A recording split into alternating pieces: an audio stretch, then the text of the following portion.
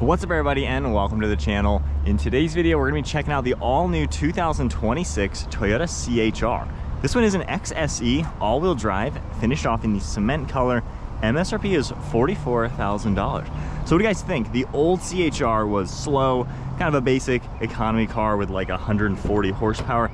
This is a whole new car. Every single thing is different and we have over double the power of the old one. This thing is actually a really nice car to drive. So let's go ahead and see what is powering the all-new 2026 model year. So you're gonna notice this has 338 horsepower with 323 pound-feet of torque. This one's all-wheel drive. You're gonna get about 270 miles for the range. And then with all that, 0 to 60 is 4.9 seconds, and curb weight is around 4,366 pounds. For the new styling, you can see the shape of the old CHR, but it is so much more modern with these angled lines and a really cool proportion all around. We have these really nice LED headlights with that hammerhead shape throughout this upper grille. You can see the blacked out Toyota logo, forward-facing camera, this black trim, parking sensors as well. Actual headlight is sitting over here, and we have all this gloss black trim with black trim down below.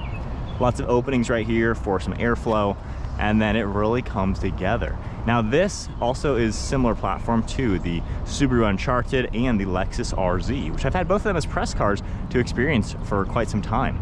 So you basically have 3 to choose from for the most part on this platform, and there's other versions too, even bigger ones like the BZ from Toyota, and then even the Solterra from Subaru. So nice to see a lot of vehicles on this platform, but it looks really cool in the Toyota version on the CHR. You have these nice 20-inch wheels, dual tone color, a multi-spoke look, some black trim throughout the fender, and then we also have all this black trim for the rocker panel.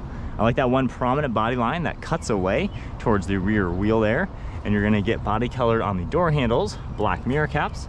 We have a camera and turn signal, black trim throughout the whole sides, and then a nice panoramic sunroof up above. You're gonna see functional roof rails finished in the gloss black.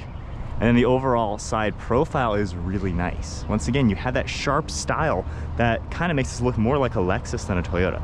So they've really done a great job with all these styling cues. This nice sharp design back here with an integrated door handle, a nice curve around the rear fender arch.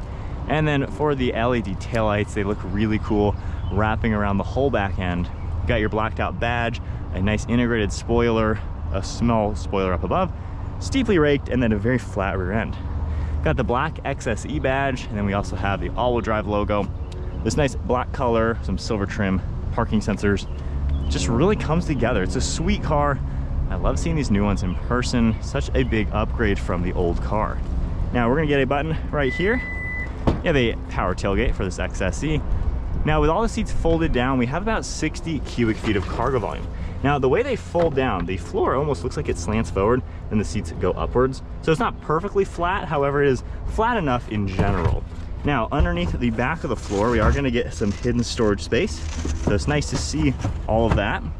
And then with the privacy cover, you can of course put that back into place. And then with the driver's seat at my height, I do have to move it in order to flatten out this seat. However, they are very easy to operate. We also have recline, which is a nice touch to see. But with them up and down, it goes from 25 cubic feet to 60 cubic feet of cargo volume. So overall, it's a small car, but actually pretty useful. We have the privacy cover. We can pop up and then hook these strings up above. And then from here, we can easily just press that button. Now for the rear interior spacing, with the seat up, you can see how nice everything looks and then how flat this does fold. And then the 2 angles of recline. We have our armrest, a cup holder, phone holder, and then there's amenities like heated seats, plugs, and air vents. We have storage as well. And then for the rear door panel, you do have some harder plastic here, this nice microsuede style fabric. And then hopping in at 5'11" with the driver's seat at my height, I still fit back here. I have good enough legroom. Seats are really comfortable. It's a nice place to be. I like the recline angle. My head will just barely touch back here if I'm fully reclined back. But sitting up kind of normal, I'm really comfortable. Seats are a little low, so my legs do feel a little high. But again, this is a very small, compact car. And we've had the Subaru Uncharted, which is the same exact sizing. Car seat fit fine. My wife was comfortable either sitting here or there. So again, this is actually a usable car, even though it has a very small footprint. So not bad at all. As you make our way to the front now, you have the smart key where you can lock and unlock it. And then on the door panel, we have this soft touch material all up above. You're gonna see memory seating, all of your window and mirror controls, more of that micro suede for this padded armrest. We have storage, power controls right here, this synthetic leather, and then all this suede style for the entire seat. So it's got a cool look. I like the texture up above, and then a 3-spoke steering wheel. Now hopping inside, foot on the brake, let's fire it up.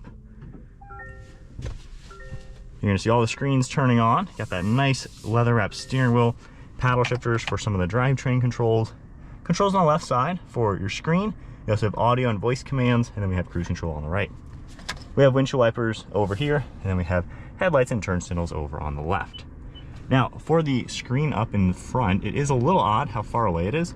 However, we have all your basic info, trip info. You can see some safety information for cruise control, audio, and then more statuses within the vehicle. So overall, it's actually pretty simple. Of course, you have your speed, your gear, your range. And once you set everything up, you can see the vitals. The steering wheel doesn't actually block it. The steering wheel actually basically goes right here. There's kind of a cutout. It might be hard to tell, but there's a cutout in the screen depiction where your steering wheel ends up sitting. So again, it's actually not that bad once you get used to it. You have automatic high beams. You also have your trunk release odometer, and then your interior lighting. Got an air vent here, and then this really neat texture on the dashboard. Makes its way all the way around. Got a cool layered look to it, so it does look very neat. You're also gonna get this soft touch material all under here. There's no glove box, so that's just gonna be fixed. And then the screen we're very used to seeing on a lot of Toyotas and even Lexus vehicles. So once set up, you'll have all that information. We have some information that you can go through, all the safety settings, trip info, all-wheel drive, you're able to monitor tire pressure, vehicle alerts, and then settings as well. Climate control is all integrated underneath. We have our fan speed right here, air conditioning, dual zone, heated seats, heated steering wheel, zones, and then more settings right here for climate. You can also go into this icon. You're gonna get a couple other frequently used ones, driver's assist, things like that. And then we have volume. You have your heated glass, defroster as well. And then for reverse, we have a nice 360 camera view, top down. You can adjust the view as well as your guidelines.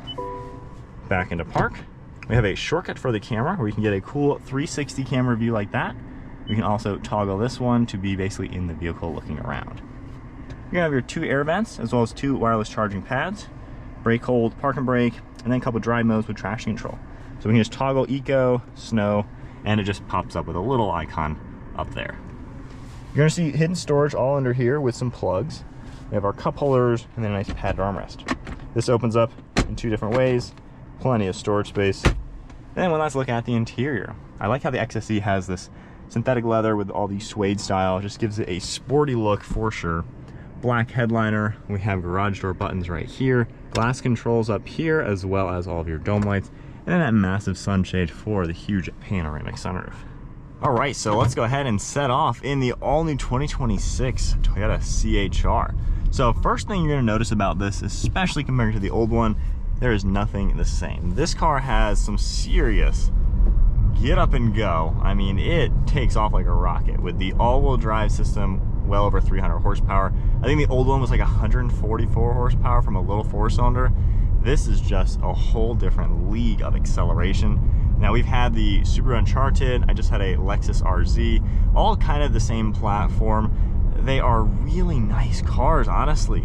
And especially the Toyota one, the most cost-effective way to go. Obviously this one is fully loaded with the XSE, but it drives really good. It's got the power for sure. And when you're sitting in here, the steering wheel is nice and small, and the gauge cluster, you get used to it. Like I said, this whole bottom section is actually nothing there. It's kind of designed to have the curve of the wheel go through that screen. So you can see your speed, your range, your power delivery, and your whole cruise control setup, as well as the temperature and time. So literally everything you see, you don't have any obstructions. Now, visibility is good. All these glass windows are huge in the front. Over your right shoulder, the C-pillar is a little on the large side.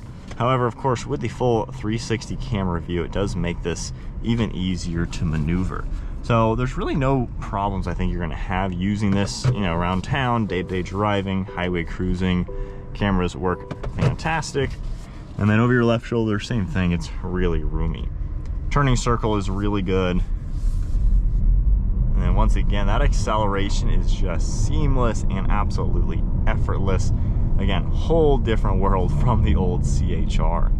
The steering also has some good weight to it. It feels nice to drive. These seats are really comfortable, and there's plenty of adjustments to get it low or high and really just kind of get it into a perfect position. You know, at 5'11", I am sitting here really nice and comfortable. Armrests are great. It's all easy to use. The climate control, the tech on this older setup now these days, it's kind of basic. Really, you're just gonna have your CarPlay on it and use the climate. Hopefully they do update all the Toyotas with the newest information that we've seen on the new RAV4, which has a really cool integrated screen. But even with this, at this point being the older style, it looks really good. You kind of have everything you're gonna need. And then getting back up and going, it's super quiet in here, especially on a comfortable road. I mean, you just don't hear anything. This is such a smooth driving vehicle. The drivetrain is just beautiful. It's so comfortable and smooth to drive this car. There's also just plenty of space in general for my legs. I don't feel too cramped in a smaller car. I don't think there's anything you're going to complain about when you drive the new CHR. It literally went from being just a cheap economy car to a very nicely done crossover, a compact crossover, I guess. And with the fact that this is kind of shared between Lexus and Subaru, they're all really nice. They all almost feel like they're Lexus products. So you're getting a Toyota or a Subaru if you go that route, but you're getting a Toyota that feels like a Lexus, and you're not paying Lexus money for the CHR. So this is a real sweet spot, I think, for a lot of buyers if they don't want to break the bank, but get an exceptionally smooth and peppy compact crossover. I mean, you can navigate through slow traffic, zip your way around town. You have a pretty good range too for being a small vehicle. Again, I don't think there's any complaints when driving it. It's just smooth and comfortable, and I enjoyed the Lexus and the Subaru that we had for a week to test out. You know, it genuinely is just a nice place to be. You have all the space you could ever want. Just really can't go wrong with what this new CHR has to offer for the price.